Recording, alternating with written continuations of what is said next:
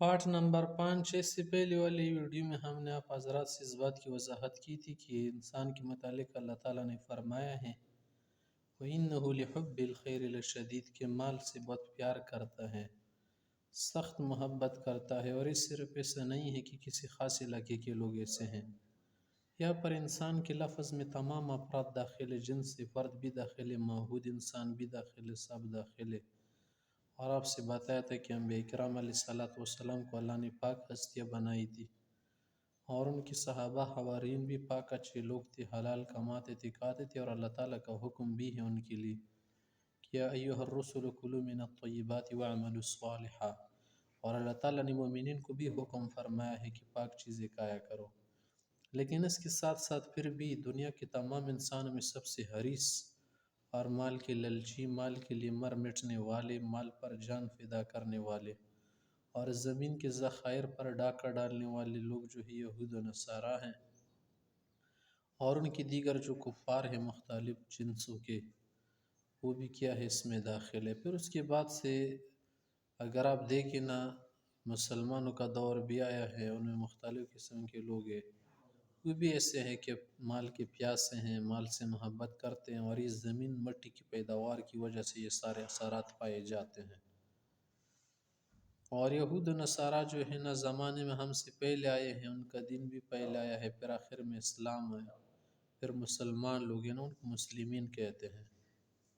مسلمان لوگ ہو، چاہے یہود ہو، چاہے نصارہ ہو، چاہے کسی بھی قوم کے ہو، کسی بھی خطے کو، سب جو ہے مال کے لیے ترستے ہیں، اور مال کے لیے ہر طرح کی کوشش کرتے ہیں۔ دیکھیں مال کمانے کے لیے لوگ کہاں سے کہاں تک نہیں جاتے، مختلف بلاد کا سفر کرتے ہیں، مختلف ملکوں میں لوگ جاتے ہیں، زمینی راستے سے جاتے، سمندری راستوں سے جاتے ہیں، ہوائی راستوں سے جاتے ہیں، اور لوگ جو ہے ڈونکی کے ذریعے سے جاتے ہیں، ڈونکر کے ذریعے سے، اور ایجنٹوں کے ذریعے سے جاتے ہیں مال کمانے کے لیے۔ کیسے کیا نہیں طے کرنا پڑتا ہے، اور بہت کچھ کرنا پڑتا ہے اس مال کمانے کے لیے، اور یہ رزق ہی ہے، چلو کماتے ہیں لوگ، چاہے کسی بھی سبیل سے ہو، حلال طریقے سے ہو یا حرام طریقے سے ہو، جائز ہو یا ناجائز ہو، نجس ہو یا پاک ہو، آگے وہ انسان کی اپنی بات ہے اور اپنی ضمیر کی بات ہے۔ تو یہ بات آپ حضرات کو شکر ہے سمجھ میں آ گئی، اور آبی ہو گئی ہوگی، اور سمجھ بھی ہو گئی ہوگی، اور تجربہ بھی کیا ہوگا نا کہ مال کے سب جو ہے پیاسے ہیں۔ پھر آگے کسی پر اس بات میں اعتراض کرنا بالکل غلط بات ہے کہ یار فلاں مولوی جو ہے مال کا بہت شوقین ہے۔ ایسا کچھ نہیں ہے، سب جو ہے شوقین ہے اس کا، اس میں مولوی کا کوئی جرم نہیں ہے کہ وہ مال سے محبت کرتے، وہ بھی ایک انسان ہے، اور یہاں پر بات ہم انسان کی کر رہے ہیں، کسی حیوان، جن اور پری کی نہیں کر رہے ہیں۔ تو سب انسان اس کے تحت داخل ہو گئے، تو جو بھی انسان ہیں، حیوان نہیں ہیں، وہ اس زمرے میں آ گیا، ظاہر ہے کہ اس چیز میں پھر وہ داخل ہیں۔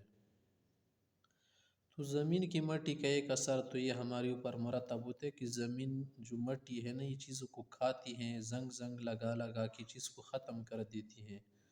اور ہر چیز کو کھا جاتی ہے، یہاں تک کہ پلاسٹک کتنی سخت چیز ہے،